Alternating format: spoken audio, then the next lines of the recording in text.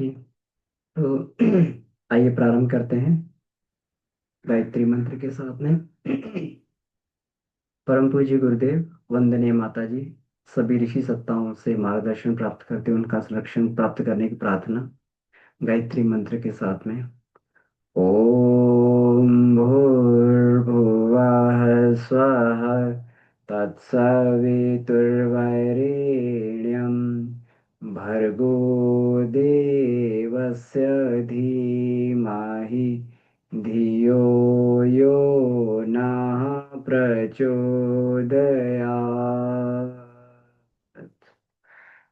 जी प्रणाम।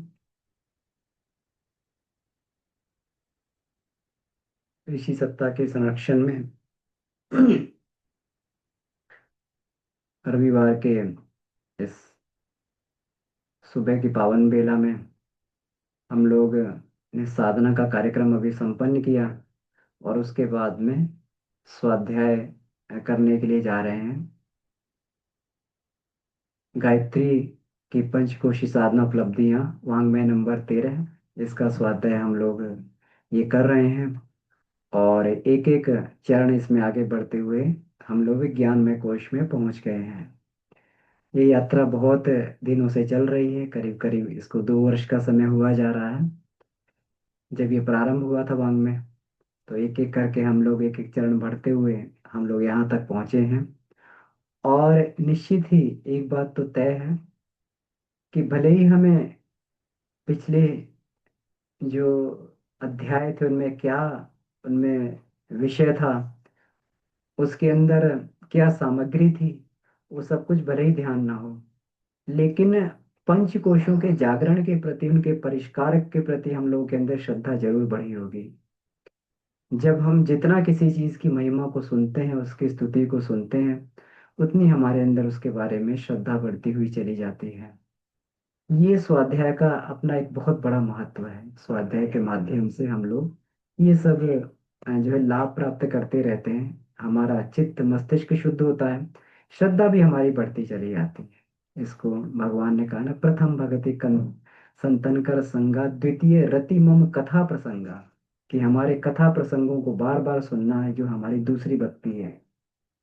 बड़ी उत्तम भक्ति इसको बोल। तो इसलिए आप्त ज्ञान का, ईश्वरीय ज्ञान का, आत्मिक ज्ञान की चर्चा को बार बार सुनना, उसे मनन चिंतन करना, निधिध्यासन करना, ये बड़ा ही महत्वपूर्ण अपने आप में है। तो हम लोग विज्ञानमय कोश के विषय पर चर्चा कर रहे हैं। पिछली 2 कक्षाओं में हम लोगों ने समझने का प्रयास किया। सबसे पहले विज्ञानमय कोश का जागरण, दूसरा विषय था कि विज्ञानमय कोश से अतीन्द्रिय क्षमताओं का जागरण।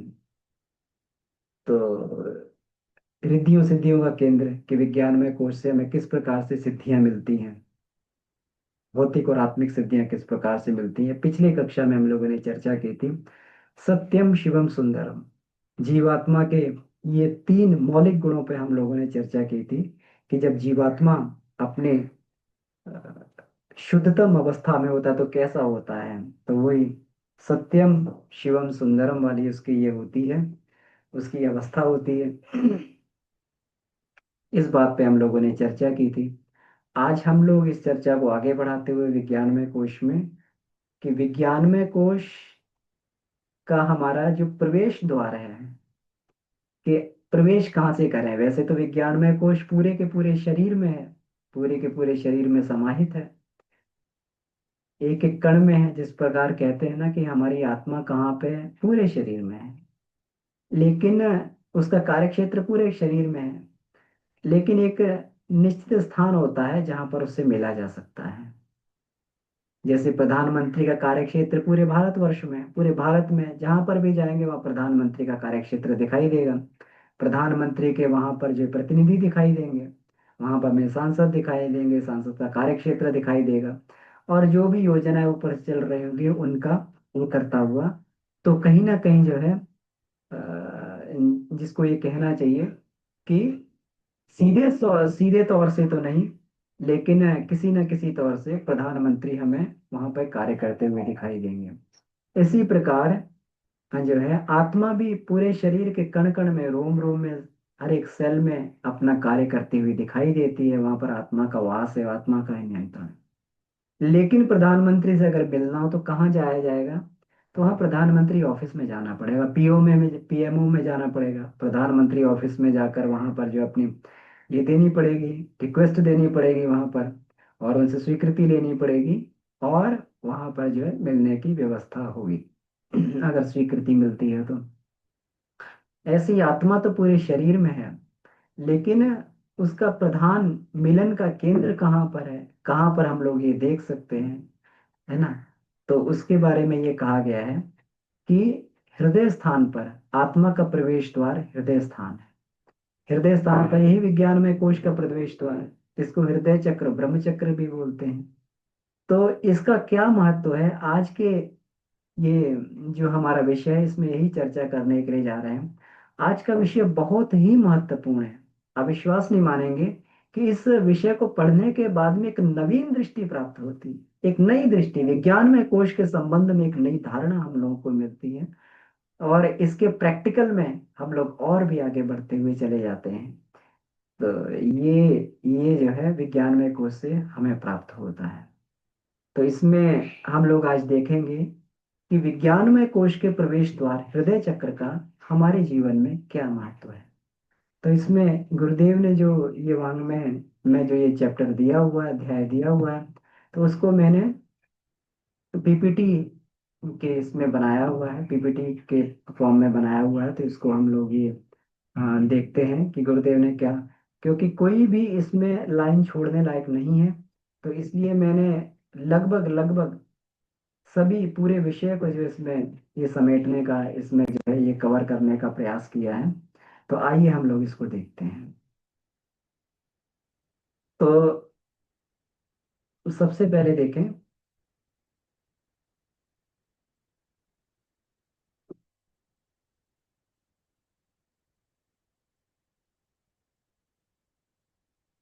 हाँ, पहले हम लोग ये देखते हैं ये। तो विज्ञान में कोश का केंद्र संस्थान हृदय चक्र। तो हम लोग ये देखते हैं कि ये जो हमारे अलग अलग कोश हैं, जिनको हम ये पंच कोश कहते हैं। तो एक एक कोश, ये सबसे पहले का जो कोश होता है बाहर का आवरण अनुमय कोश, फिर प्राणमय कोश, और फिर जो है ये मनोमय कोश आता है, और फिर उसके बाद में ये जो है ये चौथे नंबर का ये विज्ञानमय कोश, और ये सबसे अंदर वाला आनंदमय कोश होता है। तो ये विज्ञान में कोश की बात है कि एक एक कोश पार करके, और जैसे जैसे हम लोग एक एक कोश पार करके आते हैं, वैसे वैसे ही जो है आत्मा के आ, आत्मा से सायुज्यता हमारी बढ़ती हुई चली जाती है। ये देखे होंगे कि ये हर एक शरीर जो है एक दूसरे से अधिक प्रकाशमान है। अन्नमय कोश से प्रकाशमान प्राणमय कोश से प्रकाश, प्राणमय से मनोमय कोश प्रकाशमान है, और उससे प्रकाशमान विज्ञानमय कोश है। क्यों? जैसे जैसे हम जो है प्रकाश के पुंज के पास में बढ़ते चले जाएंगे, वैसे वैसे जो प्रकाश बढ़ता भी चला जाता है। तो क्योंकि विज्ञानमय कोश जो है बिल्कुल आत्मा के पास में है, आनंदमय कोश के ऊपर का आवरण है। आनंदमय कोश तो स्वयं आत्मा ही है। तो इसलिए विज्ञानमय कोश में आत्मा का प्रकाश अधिक दिखाई देता है। इसीलिए यहाँ पर यह कहा जाता है यथावत पूर्णतो ज्ञानम संसारस्य च स्वस्य च। अपने बारे में और संसार के बारे में यथार्थ की जानकारी, और यथार्थ ज्ञान हमें तभी हो पाता है जब हम लोग जो है आत्मा का प्रकाश हमें प्राप्त होता है। आत्मा का प्रकाश हमें प्राप्त होता है। तो आत्मा का प्रकाश प्राप्त होने पे ही हमें यथार्थ ज्ञान प्राप्त होता है। तो जैसे ही हम लोग इसमें आगे बढ़ते हैं, तो अब ये देखेंगे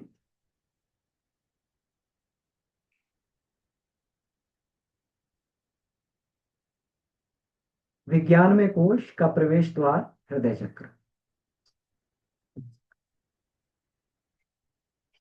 हम्म।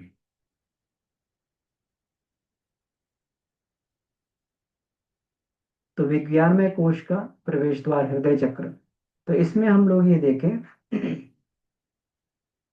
कि विज्ञान में कोश हमारी आस्था, आकांक्षा, संवेदनाओं का केंद्र माना गया है। सबसे महत्वपूर्ण ये केंद्र है। आस्था, आकांक्षा और संवेदनाओं का सबसे महत्वपूर्ण केंद्र इसको माना गया है। तो पैनल को थोड़ा ऊपर हाँ, अब ठीक है। सबसे महत्वपूर्ण ये केंद्र माना गया है, क्योंकि यहाँ पे हमारी आस्थाएं जमी रहती हैं, यहाँ पे हमारी आकांक्षाएं और यहीं पे हमारी संवेदनाएं रहती हैं। व्यक्तित्व वहीं से बढ़ता और ढलता है। हम लोग जो है अभी ये पढ़ रहे हैं चेतन अचेतन और सुपर चेतन वाली हम लोग विषय, शाम के स्वाध्याय में हम लोग ये स्वाध्याय करने का प्रयास कर रहे हैं।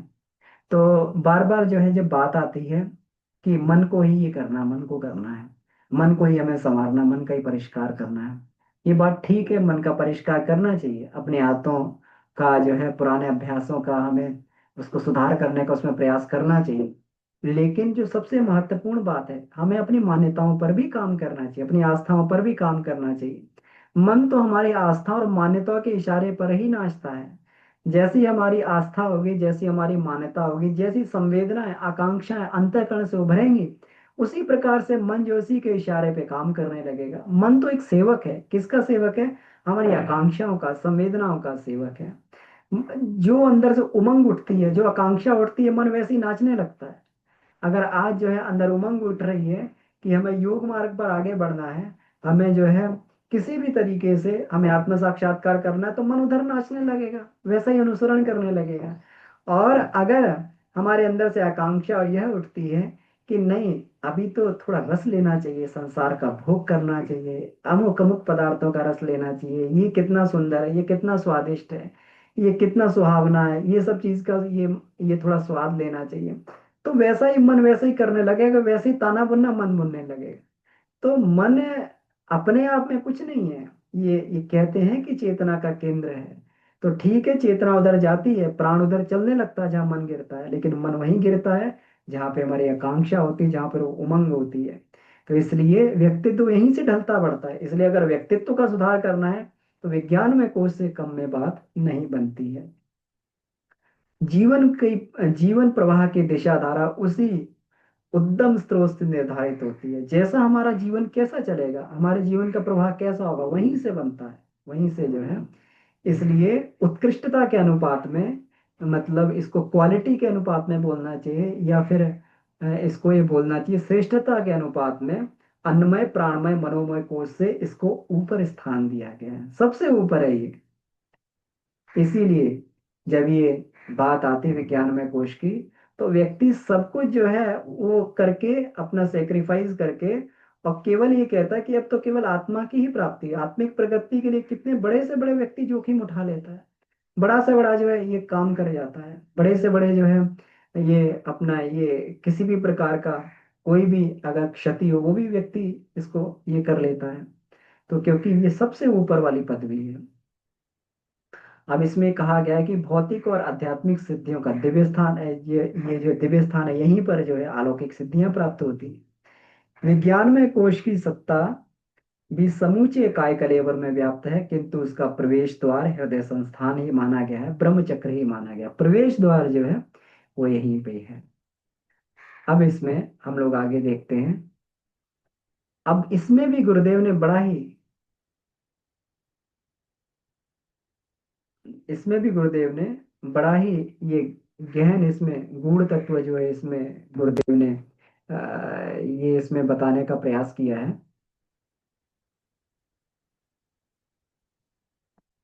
हम्म, तो देखिए कि हृदय स्थान तो हम लोग बोल रहे थे, लेकिन वो हृदय जो है हमारे जो रक्त फेंकने वाली जो ग्रंथि है ना, जो रक्त फेंकने वाली ग्रंथि है, जिसको हम ये कहते हैं हार्ट कहते हैं, दिल कहते हैं, उससे अलग है। ये हृदय स्थान अलग है, और हमारा हार्ट जो है, जिसको हम ये दिल कहते हैं, वो जो है वो अलग है। अब जिस हृदय स्थान को केंद्र बोला गया है, उसको हम लोग यहाँ पे गुरुदेव ने जो ये वाङ्मय में बताया है, यहाँ पर इसको पेस मेकर बताया है। पेस मेकर, पेस मेकर ही वास्तव में कारण शरीर का केंद्र है। और ये पेस मेकर की स्थिति बिल्कुल जैसे हार्ट चक्र, जैसे हृदय का ये चक्र होता है, जैसे हम लोग अभी चर्चा कर रहे थे, ये बिल्कुल ये बीचों बीच में, यहाँ पर बीचों बीच में है। तो जो पेस मेकर की स्थिति होती है, अब देखिए ये सैन है ना, ये जो है हमारा ये आर्ट्रिकल नोड है ये वाला, साइनो आर्ट्रिकल नोड इसको बोलते हैं। तो ये जो है, ये हमारा इस यही नेचुरल पेसमेकर होता है ना। जो हमारा आर्टिफिशियल पेसमेकर होता है वो तो कोई कंधे में जाके कहीं लगाते हैं, वहां से जो है इसको जो इसके वायर्स आते हैं। लेकिन नेचुरल पेसमेकर जो है ये हमारा हृदय के बिल्कुल दाईं साइड में, दाएं साइड में ऊपर की तरफ होता है। राइट राइट आइट्रियम बोलते हैं इसको, राइट आइट्रियम में यहाँ पर सैन होता है, और यहीं से जो है जो स्पंदन निकलते हैं ये पूरे हृदय में यहाँ पर स्पंदन फैलते हैं। और इसी के कारण आकुचन और प्रकंचन हृदय का होता है। तो हृदय के दाएं भाग में जो पेस मेकर कहा जाता है, दाएं भाग में स्थित है ये हृदय के। और वक्ष वक्ष के मध्य में इसका स्थान आ जाता है। तो ये बिल्कुल जो हमारा पड़ता है वक्ष के मध्य में, मतलब ये बिल्कुल सेंटर में जाके पड़ता है। अब पेस मेकर हृदय के दाएं एवं ऊपरी प्रकोष्ठ के मध्य में, ये बिल्कुल यहाँ पर ये दिखाया गया है, ये यहाँ पे ये सैन नोड जिसको बोला गया है ये। तो इसमें ये क्या है कि यहीं से पूरा का पूरा स्पंदन होता है। यहीं से जो इलेक्ट्रिकल इम्पल्सेस जो यहाँ से भेजी जाती हैं वो पूरे के पूरे उसी कारण पूरे पूरे हृदय में स्पंदन होता है। और ये स्पंदन 0.8 सेकेंड का समय लगता है इसमें, मतलब सेकेंड के भी जो है इसको 0.8, जिसको ये इतने इतने भाग में इसको ये धड़कन एक पूरी हो जाती है। अस्तु मनुष्य के जीवन का मुख्य आधार जो है हृदय की धड़कन नहीं, बल्कि उसमें पैदा होने वाला विद्युत स्पंदन है। जो उसमें विद्युत स्पंदन पैदा हो रहे हैं, तो उसमें विद्युत स्पंदन जो पैदा हो रहे हैं वही हमारी हृदय की धड़कन का आधार है। ये हमारे जीवन का आधार है, हृदय की धड़कन का आधार है ना। ये जिसको ये बोला गया मनुष्य के जीवन का मुख्य आधार यही है। यहाँ से अगर स्पंदन बंद हो जाए तो हृदय धड़कना बंद हो जाएगा। तो असली हृदय की भी जो पावर है वो यही है हमारा नेचुरल पेसमेकर, इसको जो है ये बोलते हैं सन, एस ए एन, जिसको सैन नोड बोलते हैं, साइनो आर्ट्रिकल नोड बोलते हैं इसे। अतः पेस मेकर ही कारण शरीर अथवा विज्ञान में कोश का केंद्र माना गया है। देखिए, आप समझ, हम लोगों की बड़ी कंफ्यूजन होती है, हृदय कहीं पे है, दिल कहीं है, चक्र कहीं है ना, और ये कैसे है। तो यहाँ पर गुरुदेव हमारी सारी कंफ्यूजन बिल्कुल दूर कर देते हैं, हमें समझ भी आता है कि ध्यान कहाँ पे करना है। अब इसी हृदय केंद्र को अंगुष्ठ मात्र प्रकाशमान आत्मा कहा गया। अंगुष्ठ मात्र प्रकाशमान आत्मा, अंगुष्ठ मात्र प्रकाशमान आत्मा, ये जो हमारा ये अंगूठा होता है, ये होता है ना, ये अंगूठा, अंगुष्ठ मात्र हम बोलते हैं ना, इतना अंगुष्ठ मात्र, इतना, इसको ये प्रकाशमान आत्मा, इसी अंगुष्ठमान प्रकाशमान आत्मा को हृदय क्षेत्र में यहाँ पर ये ध्यान किया जाता है आत्मा के रूप में। हम लोग अभी चर्चा कर रहे थे ना कि कि कि वैसे तो देखो आत्मा पूरे शरीर में व्याप्त है, लेकिन उसके मिलन का केंद्र कहाँ पर है? उसके मिलन का केंद्र यही हृदय स्थान पे है, जहां पर हम लोग अंगुष्ठ मात्र आत्मा के रूप में हम लोग ये अंगुष्ठ मात्र ज्योति के रूप में, प्रकाशमान ज्योति के रूप में हम लोग आत्मा का ध्यान करते हैं।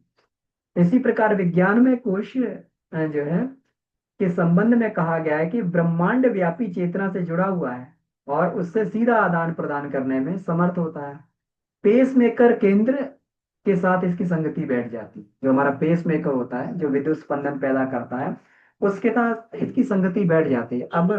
अब ये कहा जाए कि हम एग्जैक्ट बिल्कुल एक जैसी संगति हम लोग जो है भौतिक विज्ञान की और आत्मिक विज्ञान की बैठा लें, तो वो तो मुश्किल है। इसके इसको भौतिक विज्ञान से हमें थोड़ा सा सूत्र मिल जाता है, उसको समझने का सूत्र सिद्धांत मिल जाते हैं। एग्जैक्ट रेप्लिका तो नहीं हम लोग कर सकते कि ये बिल्कुल ही रेप्लिका है, ये कारण शरीर की या केंद्र है, ऐसा नहीं कर सकते। लेकिन हाँ, थोड़ा सा इशारा मिल जाता है। और कहते हैं कि बुद्धिमान को तो इशारा ही काफी होता है, उतने सी बात बन जाती है, बुद्धिमान को, समझने वाले को उतनी सी बात समझ में आ जाती है। तो इसको जो है, अब इसको प्रकाशमान क्यों कहा गया है? अब हम सभी लोग जो है कभी कभी जो है परेशान हो जाते हैं, अरे ये प्रकाशमान है, प्रकाश है, तो प्रकाश क्यों नहीं दिखाई दे रहा? प्रकाश कहाँ चला गया? बार बार तो प्रकाश की बात है। लोग दुखी होते हैं, कहते हैं अरे हम तो इतने साल से ध्यान कर रहे हैं, प्रकाश नहीं दिखाई देता। ठीक है, जिनको भी प्रकाश दिखाई दे रहा है तो वो प्रकाश जो है उसको ऐसा नहीं मानना चाहिए कि आत्मा, वो तो प्राण का, प्राण जो है ये यहाँ पे सूर्य चक्र रहता है, प्राणमय कोश का केंद्र जिसको सूर्य चक्र बोला गया है। और वो जब प्राण वहां पर जो है ये जमा होने लगता है, वहां पे प्राण इकट्ठा होता है, तो वो प्राण जो है प्रकाश के रूप में दिखाई देता है, तो उसका प्रकाश होता है ना। अब यहाँ पे एक्चुअल आत्मा का प्रकाश यहाँ पे क्या बोला गया है, ये गुरुदेव कितना सुंदर बताते हैं, देखिए इसे, एक एक बात नोट करने वाली है। प्रकाश का अर्थ यहाँ रोशनी देने वाला नहीं है। प्रकाश का अर्थ रोशनी से नहीं है, लाइट जिसको हम बोलते हैं वो नहीं है।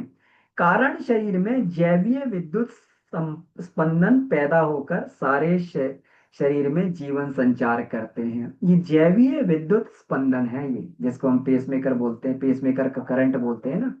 और और यहाँ पर देखें कि यहाँ पे उमंगों की प्रस्फुटन होती रहती है।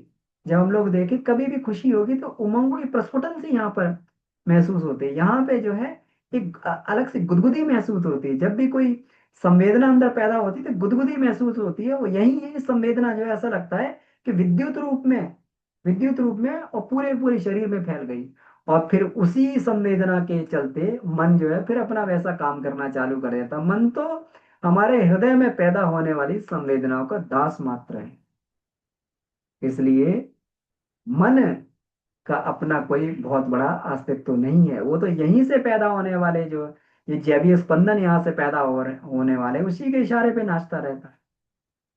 योगियों ने जीवन स्पंदनों के मुख्य कारण को जब अपनी योग दृष्टि से खोजा, तो उन्हें मुख्य पेस मेकर के स्वस्पंदित क्षेत्र का बोध। यहाँ पर स्वस्पंदित, अभी अपने आप ही स्पंदित होते हैं, कहाँ से आ रहे हैं पता नहीं, कहाँ से आ रहे हैं ये विद्युत, कहाँ से पैदा हो रही है, साइंस भी नहीं जान पाई कि विद्युत कहाँ से पैदा होता है। साइंस भी जो इसको ये नहीं कर पाई।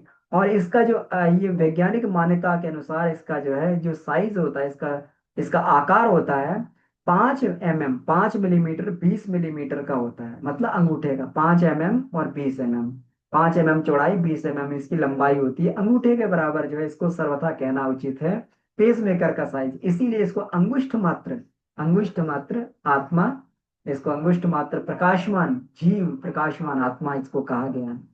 तो अंगुष्ठमान प्रकाशमान शरीर की घोषणा योगियों ने इस स्वस्पंदित क्षेत्र को ही देखकर की होगी, मतलब पेस मेकर को ही देखकर ये की होगी, ऐसा इसमें लिखा हुआ है और ऐसा अनुभव में भी आता है। तो आगे हम लोग ये देखते हैं। अब पेस मेकर में विद्युत स्पंदन आते कैसे हैं? देख कितना बढ़िया है, कहाँ से आते हैं, कौन पैदा करता है विद्युत स्पंदन? विज्ञान आज भी इसकी खोज कर रहा है। पेस मेकर केंद्र किसी सूक्ष्म चेतना से संचालित है, यह तथ्य वैज्ञानिक भी स्वीकार करते हैं। क्योंकि अगर उन्हें मालूम होता कि पेस मेकर को करंट कौन दे रहा है, कहाँ से आ रहा है, तो उन्हें नकली पेस मेकर लगाने की आवश्यकता नहीं पड़ती। वो उसी को ठीक कर देते, उसी को रिप्लेस करते। जब सारे के सारे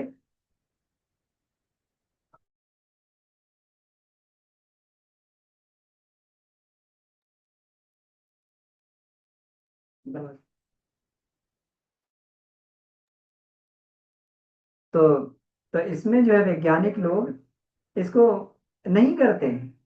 क्योंकि जब आज इतने बड़े से बड़े अंगों का ट्रांसप्लांट कर दिया जाता है, तो नेचुरल पेसमेकर का ट्रांसप्लांट नहीं हो सकता था क्या? हो सकता था, अगर वैज्ञानिक इसको सही से खोज लेते कि उसमें विद्युत स्पंदन पैदा कैसे होते हैं, कहाँ से कौन विद्युत स्पंदन पैदा कर रहा है। आज विज्ञान के लिए भी ये इसीलिए आर्टिफिशियल लगाना पड़ा, पता नहीं है तो चलो आर्टिफिशियल लगा के उसको करंट दे दिया जाए, है ना। तो यहाँ पर ये मानते हैं कि सूक्ष्म इससे संचालित है। तो इसमें उसे ये कहते हैं, वैज्ञानिक लोग कहते हैं इसे विश्व नियंत्रक सत्ता के ही स्पंदन है, जिसको वैज्ञानिक लोग नेचर भी बोल देते हैं कि विश्व नियंत्रक सत्ता है जो पूरे के पूरे विश्व को कंट्रोल कर रही है, नेचर को कंट्रोल करती है, ये उसी के स्पंदन है, उसी से स्पंदन आ रहे हैं, इतना वैज्ञानिक मानते हैं।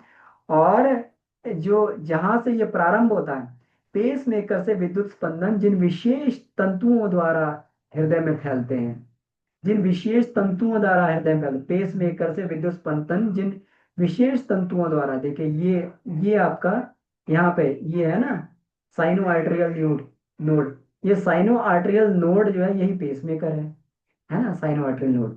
अब यहाँ से जो है ये फैल रहे हैं, ये अभी देख रहे हैं यहाँ से स्पंदन फैल रहे हैं, इसको बोलते हैं बंडल ऑफ हिज। ये हिज बंडल लिखा हुआ ना इसमें, आप इसको सर्च करेंगे बंडल ऑफ हिज से बहुत आपको मिल जाएगा। अब देखिए इसमें कहा गया है कि पेस मेकर में विद्युत स्पंदन पैदा स्पंदन जिन विशेष तंतुओं द्वारा हृदय में फैलते हैं वे प्रारंभ में एक समूह के रूप में निकलते हैं। एक समूह के रूप में निकलते हैं, ये समूह के रूप में निकल रहा है, देखिए ये समूह के रूप में निकल रहा है और ये फैल जाता है। और इसको बंडल ऑफ हिज बोला जाता है। अब बंडल ऑफ हिज क्यों बोलते हैं? उल्लेखनीय है कि जब हिज कैपिटल अक्षरों में लिखा जाए तो उसे ईश्वर के लिए किया गया संबोधन माना गया है। मतलब बंडल ऑफ साइंस भी ये मानती है कि ये बंडल ऑफ हिज है, ये तो उसी का ही है, केंद्र भगवान का ही है। यहाँ तो साइंस भी मान रही है कि भगवान का ही है, भगवान से स्पंदन आ रहे हैं, बंडल ऑफ हिज वही है। पेस मेकर में विद्युत स्पंदन को लेकर चलने वाले तंतु समूह को ईश्वर के तंतु समूह कहने का सीधा अर्थ यही होता है कि इस केंद्र को महज चेतना द्वारा संचालित स्वीकार कर लिया जाए। कि इस पर ये साइंस, भौतिक विज्ञान नहीं इसको जानता, मेडिकल साइंस नहीं जानती इसको, ये कहाँ से आ रहे हैं। इसीलिए तो जब ये स्पंदन बंद हो जाते हैं तो पता नहीं लगता इसका सोर्स क्या है, ताकि सोर्स को खोज के रिप्लेस कर दिया जाए, फिर तो आर्टिफिशियल नकली पेसमेकर ही लगाना पड़ता है। यही एक समाधान है। हाँ, अब देखें, अब इसमें, अब फिर हम इसमें आते हैं। अब हम लोग, जब ये पता लग गया कि पेसमेकर जो है इसका ये हृदय स्थान है, ये कारण शरीर का केंद्र है और यहीं पर ईश्वरीय स्फुरण यहाँ पर आते हैं, तो अब अपने अंदर इन हृदय केंद्र में विशिष्ट क्षमताओं का जागरण कैसे किया जाए?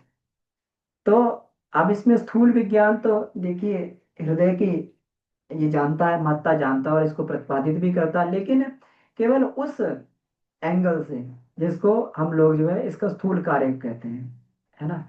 लेकिन अगर भगवान ने हमें ये सुविधा दी है, जब बार बार ये बात कर रहे हैं कि अतीन्द्रिय क्षमताओं का केंद्र है, तो इसको कैसे इसका फायदा उठाया है? तो इसके लिए हमें इसका परिमार्जन करना पड़ेगा। परिमार्जन साधना द्वारा इसको शुद्ध करना पड़ता है। कहते नहीं अपना दिल साफ करो, अपना हृदय साफ करो, तो परिमार्जन करना पड़ेगा। तो ये सब स्थूल विज्ञान की पकड़ से बाहर है ना। योगियों ने इस प्रकरणों में पर्याप्त गहराई व खोज उपलब्धियां की। योगियों की तो खोज ही यही है, शुरू से लग गए आत्म परमात्मा की खोज में।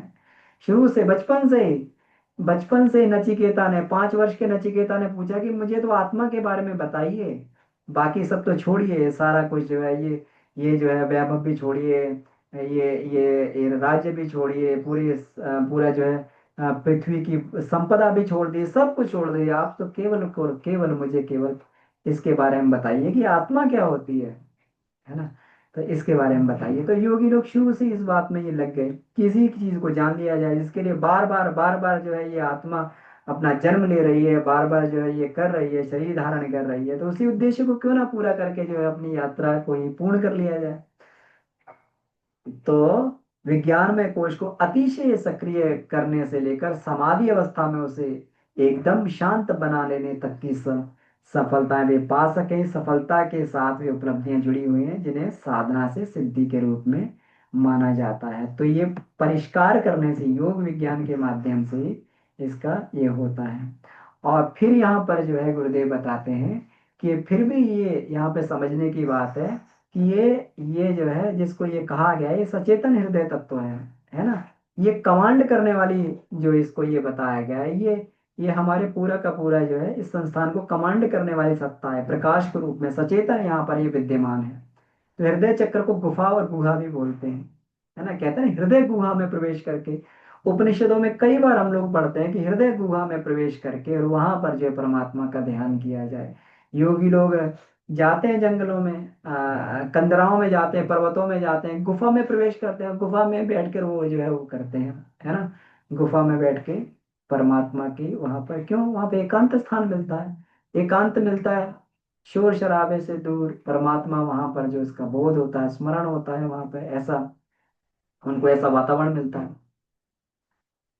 लेकिन जब योगी लोग हृदय की गुहा में प्रवेश करना सीख जाता है जब व्यक्ति, तो कितना भी बाहर का कोलाहल हो, कितना भी शोर हो, कितना भी शोरगुल हो, व्यक्ति हृदय गुहा में जाकर बिल्कुल शांत और स्थिर हो जाता है। एक बार जो है बुद्ध ध्यान कर रहे थे और वहां पर जो है बड़ा शोर मच रहा था, कोई पक्षी जो है कोलाहल, वहां पर आसपास में पक्षी बड़ा कोलाहल कर रहे थे, वो जो ये कर रहे थे, पक्षी बहुत चहचहा रहे थे, सब कर रहे थे।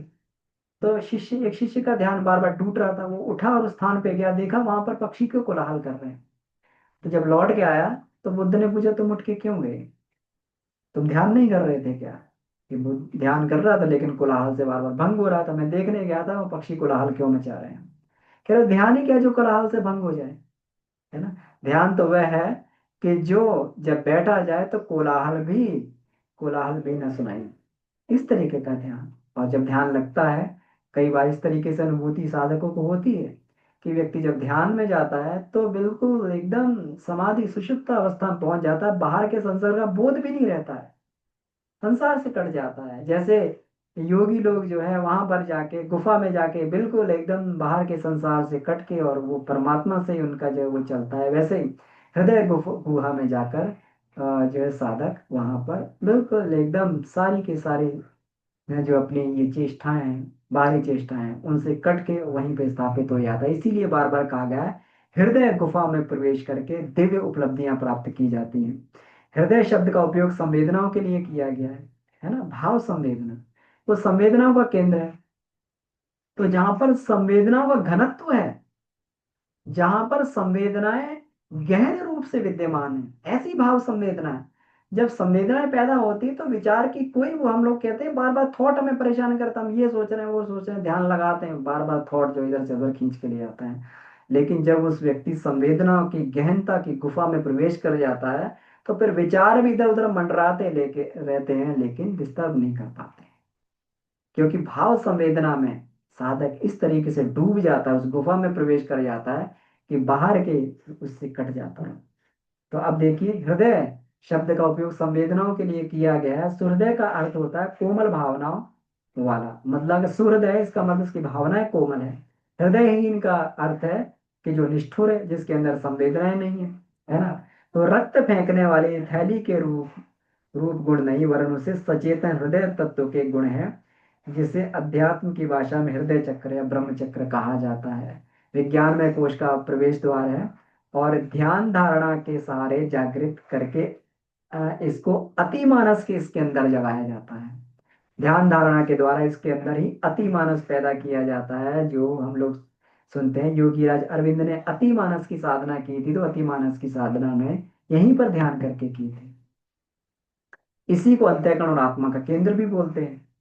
यहीं पर ईश्वरी स्पंदन पैदा होते हैं। कहते हैं ना कि भाई जब परावाणी आती तो परावाणी में क्या होता है, परावाणी जो है इसको अ, आत्मा बोलती है, आत्मा सुनती है, या परमात्मा की वाणी हृदय इसको सुनता है, मन पश्यंती वाणी सुनता है और जो है हृदय परावाणी सुनता है। परावाणी जो है ये आवाज में ये गूंजती है, परावाणी जो है इसमें अंदर आके परमात्मा की और कहीं नहीं सुनाई देगी, और कहीं पर आवाणी नहीं है, हृदय में ही सुनाई देगी। क्योंकि परमात्मा क्या है, वो संवेदना पैदा करता है। कहते हैं ना भगवान भावों के भूखे हैं, भावों की भाषा समझते हैं, तो मतलब ये संवेदना के रूप में ही ईश्वर अपनी प्रेरणा देता है। नारद जी से जो है प्रज्ञा उपनिषद में प्रज्ञा पुराण में कहा है कि नारद तुम समाधिस्थ हो जाओ, मैं तुम्हें प्रज्ञा पुराण हृदयस्थ करवा देता है, हृदयंगम करवा देता। मतलब परमात्मा बोलेगा तो हृदय में ही सुनाई देगी बात, और कहीं सुनाई नहीं देगी, स्पंदन के रूप में सुनाई देगी। और ये स्पंदन इतने तीव्र होते हैं कि पूरी की पूरी जो है क्षण मात्र में पूरी की पूरी उन्होंने प्रज्ञा पुराण नारद जी को सुना दी। जैसे क्षण मात्र में जो है निमिष मात्र में संसार ये लगा कि समय रुक गया, निमिष मात्र में भगवान ने पूरा का पूरा ये सुना दिया, अर्जुन को गीता सुना दी। ऐसे स्पंदन के रूप में यहाँ पर ईश्वरी संदेश उतरते हैं। जो इंट्यूशन होते हैं, वैज्ञानिकों को जो दिशा मिलती है, भीतर जो संदेश प्राप्त होते हैं, वो भीतर के संदेश प्राप्त करने का स्थान मस्तिष्क नहीं है, वही हृदय स्थान है जहाँ पे हृदय में स्पंदन पैदा होते हैं। और वहीं से जो है कई वैज्ञानिकों के जीवन में उदाहरण आए कि वैज्ञानिक लोग जो है खोज कर रहे थे, लेकिन खोज करते करते फंस गए एक जगह जाके। अब फंस गए, अब कौन निकाले उन्हें, निकाल तो वही सकता है जिसने जो है उस विधा को बनाया है, वही निकाल सकता। तो निकालने और वो बनाने वाला कौन, उस विधा को विद्या को बनाने वाला कौन, सिद्धांत को बनाने वाला कौन, परमात्मा। परमात्मा की आवाज कहाँ सुनाई दी, अंतःकरण में सुनाई दी, किसी को स्वप्न के माध्यम से तो किसी को जागृत अवस्था में हृदय स्थान में अंदर से विचार आया कि इसको ऐसे नहीं ऐसे करना चाहिए।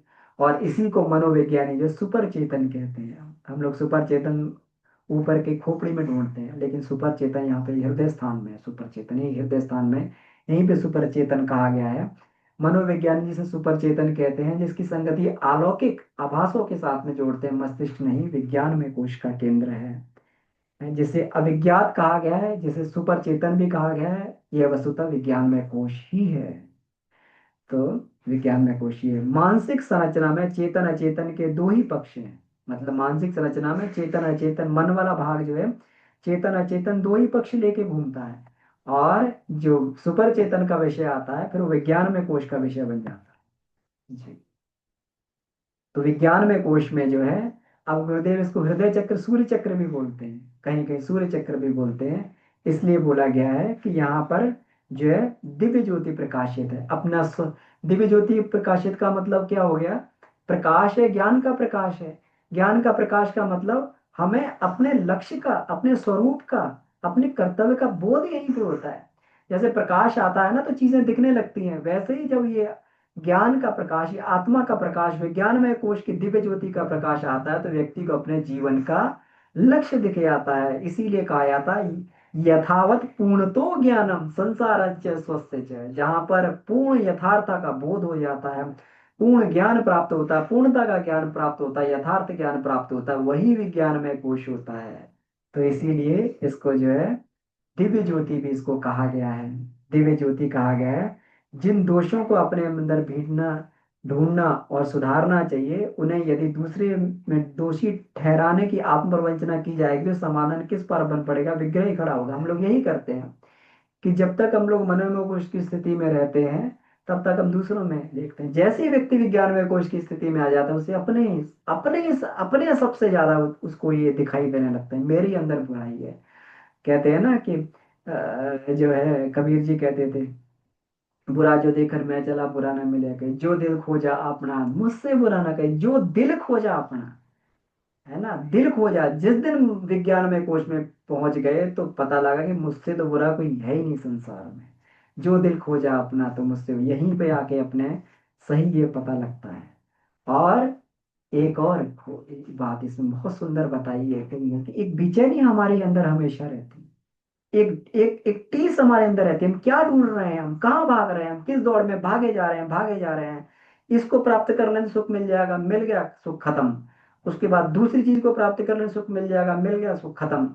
ये सतत ये किसको ढूंढने की यात्रा चल रही है? तो यहाँ पे यही कहा गया कि आत्मा परमात्मा से मिलने की इच्छा रखती है, और इस बिलगाव के कारण सर्वथा असंतोष रहता है। सर्वदा जब तक वो परमात्मा ना मिल जाए, तब तक व्यक्ति अशांति रहता है, स्थायी शांति में प्राप्त नहीं कर सकता है। क्योंकि सतत खोज, और ये खोज क्या है? ये आत्मा के द्वारा परमात्मा की खोज है। तो ऐसी दशा में आंतरिक सदगति हस्तगत नहीं हो पाती है। जिसकी तलाश है, अगर वह परमात्मा अगर मिल जाता है, तो फिर जो है वो बात बन सकती है। तत्वदर्शियों ने इसी समस्या को सुलझाया और कहा कि ईश्वर सर्वव्यापी होते हुए भी, कितना महत्वपूर्ण देखिए बताया है, बहुत महत्वपूर्ण बात है, ये हमें हृदयंगम कर लेनी चाहिए। ईश्वर सर्वव्यापी होते हुए भी ऐसे स्थान पर ही पाया जा सकता है जहां मिलना संभव हो सके। ईश्वर सर्वव्यापी सब जगह है, लेकिन लेकिन जो है मिलना वहीं हो सकता है, पाया वहीं जा सकता है जहाँ उसका उससे मिलन संभव हो सके, और ऐसा स्थान केवल अपना हृदय है। इसी यही विज्ञान में कोश है। ये मैं नहीं कह रहा, ये गुरुदेव कह रहे हैं इस बात को। तो इस गुरुदेव की बात को हमें गांठ बना लेना चाहिए कि परमात्मा मिलेगा तो यहीं पे मिलेगा। अब देखिए श्रुतियों के बहुत सारे इसमें जो ये बात ये कहे कहे गए हैं, है ना। इसमें संतज हृदय अर्जुन, अर्जुन शानम देवमान्यम प्रयंते। तो इस प्रकार से इसमें जो है ये सक्षम भैरवा स्वंति त्यक्त हृदस्त कौस्तुभा। तो ये इसमें जो है योग वशिष्ठ में ऐसी बात कही गई। और देखिए यहाँ पर जो गीता में कहा गया है, ईश्वर सर्वभूतानां हृदय देश अर्जुन तिष्ठति। ईश्वर जो है मनुष्य के हृदय में बैठा हुआ, और पूरे का पूरे जो सबको यंत्रवत घुमाता रहता है ना। जैसे यंत्र को घुमाया जाता है, उसके अंदर इंजन लगा होता है, यंत्र को घुमाता है, पूरे के पूरे यंत्र को ईश्वर जो है ऐसे घुमाता रहता है। तो श्रुतियों में जगह जगह जो है इसी हृदय स्थान में परमात्मा के रहने की बात इसमें ये आती है। तो यहीं पर जो है दिव्य दर्शन होता है, यहीं पर आत्म साक्षात्कार होता है। हृदय चक्र में ध्यान करते समय अंगुष्ठ आकार की प्रकाश ज्योति का दर्शन साधकों को होता है। दीप शिखा जैसी जलती होती प्रतीत होती है। इस दिव्य दर्शन को ही आत्म साक्षात्कार एवं ब्रह्म दर्शन का प्रतीक माना गया है। यही आत्म साक्षात्कार है, यही ब्रह्म दर्शन है। और विज्ञान में कोश में जो हृदय चक्र है, इसके संबंध में इसको कमल पुष्प भी बोला गया है, इसको अंगुष्ठ मात्र आकार का बोला गया है। कमल के लिए इसलिए बोला गया है कि कमल जो है कोमलता का प्रतीक है, सौंदर्य का प्रतीक है, सुगंध का प्रतीक है, सात्विकता प्रतीक है। तो हृदय की जो कोमल भावना को जो कमल की ही संज्ञा दी गई, इसलिए वहां पर कमल जगह जगह ये दिखाया जाता है। और अंगुष्ठ मात्र जो है प्रकाश ज्योति, इसलिए बोलते हैं कि वहीं से जो है हमें ये ज्योति प्राप्त होती है, वहीं से प्रकाश प्राप्त होता है, वहीं से ज्ञान प्राप्त होता है। तो ठीक है, इस चैप्टर का ये विषय इतना ही था। तो इसको यहीं समाप्त करते हैं, और हम लोग जो अगर कोई डाउट हो, कोई प्रश्न हो, तो उस पर हम लोग चर्चा कर सकते हैं जी। कोई अनुभव हो तो उन पर भी चर्चा कर सकते हैं।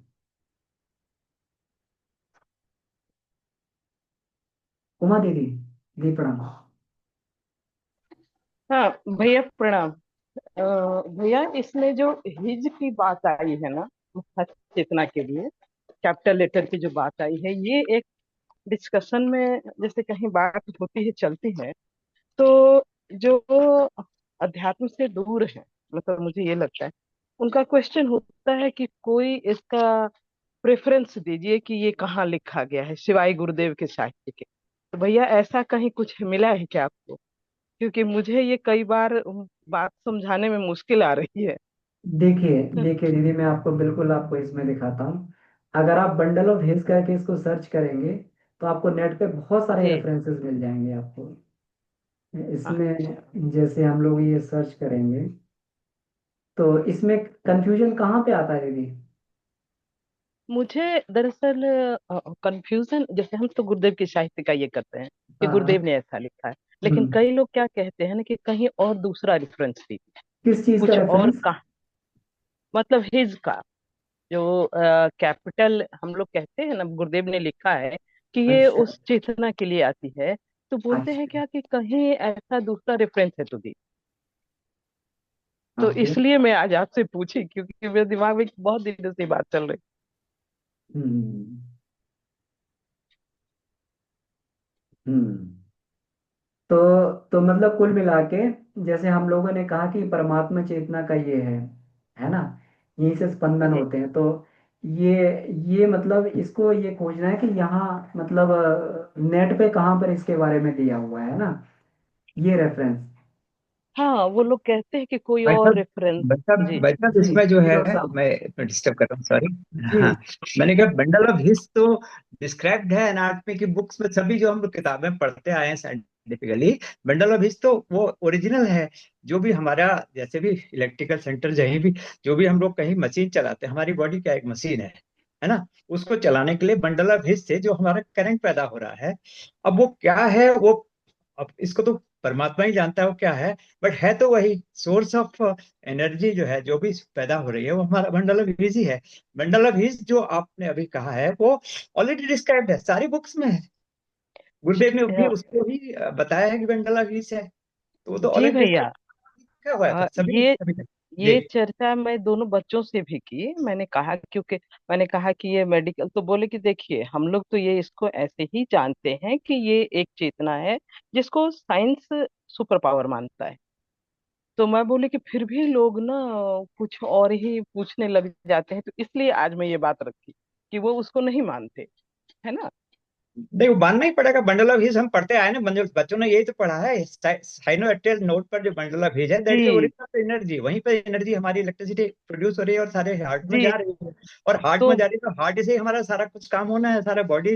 हार्ट नहीं तो हमारा बॉडी कुछ नहीं काम करेगी। हार्ट से ही ब्लड आता है तो लंग्स काम करते हैं, ब्रेन काम करता है। अगर ब्रेन में हार्ट, हमारा ब्लड नहीं है तो ब्लड ब्रेन काम करना बंद कर देगा। वैसे ही सारी बॉडी के ऑर्गन्स जितने भी हैं, जितने भी हमारी मांसपेशियां हैं, जो भी नर्व्स है, कुछ भी हैं, तो उनका सारा जो सोर्स ऑफ एनर्जी है, ऑक्सीजन, और हमारे लंग्स के थ्रू जो आ जा रहा है, वो भी पहले हार्ट ब्लड भेज रहा है, तब जाके ऑक्सीजन हमारे हार्ट में आ रहा है, तभी हम बॉडी को दे पा रहे हैं। हाँ, अब ये क्यों हो रहा है और कैसे हो रहा है, हाँ, ये परमात्मा की बात है। लेकिन जहां तक डिस्क्रिप्शन का है, ऑलरेडी डिस्क्राइब है, हर चीज डिस्क्राइब है। आज से 70 साल पहले मैंने जब पढ़ाई करी मेडिकल की, 60 साल पहले, उस समय भी यही पढ़ा, बंडल ऑफ से हमारा ये हो रहा है सब कुछ। और गुरुदेव ने जो डिस्क्राइब किया बिल्कुल वही चीज है। सबसे बड़ी बात है कि वो क्या है, तो वो परमात्मा की दी हुई चीज है, उसको परमात्मा चला रहा है। क्योंकि उसको हम किसी तरह से नहीं बता सकते कि ये कैसे हो रहा है, क्यों चल रहा है। उसने काम करना बंद किया, बॉडी खत्म। ठीक है, मेरा तो ये मानना है। बाकी जो बच्चे हाँ, कहते। जी। जी जी बिल्कुल, ये हम अपने बच्चों से भी पूछे तो उनका यही जवाब था, है ना। फिर भी मैं सोची कि आप लोगों के सामने रखूं इसको। नहीं, जी बिल्कुल आपने, भैया। चलो हाँ बिल्कुल और ठीक है। जी गुरुदेव ने बहुत क्लियरली इसको डिस्क्राइब किया हुआ है, और वही चीज डिस्क्राइब की जो साइंटिफिकली ऑलरेडी प्रूव्ड है। सारे साइंस ने जो माना है जिस चीज को, बंडल ऑफ हिस को, कि वो परमात्मा का ही हिस, जैसे अभी भाई साहब ने, अमन जी ने समझाया है। हिस हिज उसका ही, उसका हिज मीन्स उसका। और बंडल ऑफ हिस डिस्क्राइब नहीं है वाली बात नहीं है, गुरुदेव ने ही किया है, ये कहने बात नहीं है। हमारे सारे मेडिकल लिटरेचर में वही मिलता है, और नेट में भी आपको वही मिलेगा, बंडल ऑफ हिस क्या है। ठीक है जी बहन जी, मेरे ख्याल है। जी जी जी बिल्कुल। जी जी। ठीक है, जी। प्रणाम भैया। हाँ बिल्कुल, सही है। दीदी आप, बिल्कुल डॉक्टर साहब ने बहुत अच्छा ये बताया है। देखिए इनका तो प्रमाणिक रेफरेंस भी मिल गया हम लोगों को। तो ये है, और भी हम लोग इस पे देख सकते हैं कि कहीं टेक्स्ट में जो है कहीं मिल जाए कि लिखा हुआ कि जैसे गुरुदेव ने इसको कोट किया है कि वो जो है परमात्मा चेतना का महज सत्ता का केंद्र है ना, उस प्रकार से कहीं कोट किया हुआ मिल जाए तो उसको भी देख सकते हैं। जी गुरुदेव ने जब ये चीज किताबें लिखी हैं, उस समय भी डॉक्टर पांड्या साहब से भी डिस्कस करते थे, किताबें मंगाते थे। गुरुदेव का तो पढ़ाई का उनका तो, वो तो एक दिन में, एक रात में 50-50 किताबें पढ़ जाते थे। लेकिन बिना किसी रेफरेंस के गुरुदेव ने कहीं भी कोई चीज जिसमें कोई उंगली उठाई जाए, क्वेश्चन मार्क लिया जाए, गुरुदेव के साहित्य में इसलिए हमें कुछ नहीं मिलता है कि उन्होंने जो चीजें लिखी हैं वो सारी प्रमाणिक है, वो कहीं ना कहीं से उन्होंने पाई है, तभी उन्होंने हमारे को, हमारे सामने परोस के दिया है। पका पकाया माल कहिए उसको, गुरुदेव ने जो इतना निचोड़ करके उसको हमारे सामने रखा है, इतना सरल बना रखा है। ये आसान नहीं है। ये मंडल ऑफ हिस को समझना, साइनो एक्टियल नोट को समझना, मंडल ऑफ ये जो है, और किस तरह से ये सारा मैकेनिज्म हार्ट का हो रहा है, ये आसान नहीं है। अमन भाई साहब ने कितने प्यार से अभी समझाया है सारी चीजें, जो एक डॉक्टर पढ़ाता है मेडिकल के स्टूडेंट्स को, वो भी फर्स्ट ईयर सेकंड ईयर में दिखा दिखा करके, ये हार्ट का ये पोर्शन है, यहाँ से ये हो रहा है, मंडल अभी से ये है, यहाँ से एनर्जी बनती है और ऐसे जाती है, इलेक्ट्रिसिटी इलेक्ट्रिक करंट ऐसे होता है। तो वो सब बच्चे पढ़े, वही चीजें बच्चे ने पढ़ी है आज। दीदी बता रही हैं जो, वो भी उन्होंने ही पढ़ी है, उनको भी वही चीज पढ़ाया गया होगा जो हमने पढ़ा था आज से 50-60 साल पहले। ठीक है भाई साहब। जी बिल्कुल बिल्कुल डॉक्टर साहब, बहुत सुंदर, बहुत बहुत धन्यवाद। आपका भी इसमें जो है ये प्रमाणिक उत्तर मिला हम लोगों को। जी कविता दीदी, आपका हैंड रेज है जी, कुछ कहना चाह रही हैं आप? प्रणाम भैया, सभी को प्रणाम। प्रणाम दीदी। भैया, जब ध्यान करना होता है तो हमेशा तब हृदय स्थान पे ही ध्यान करना चाहिए।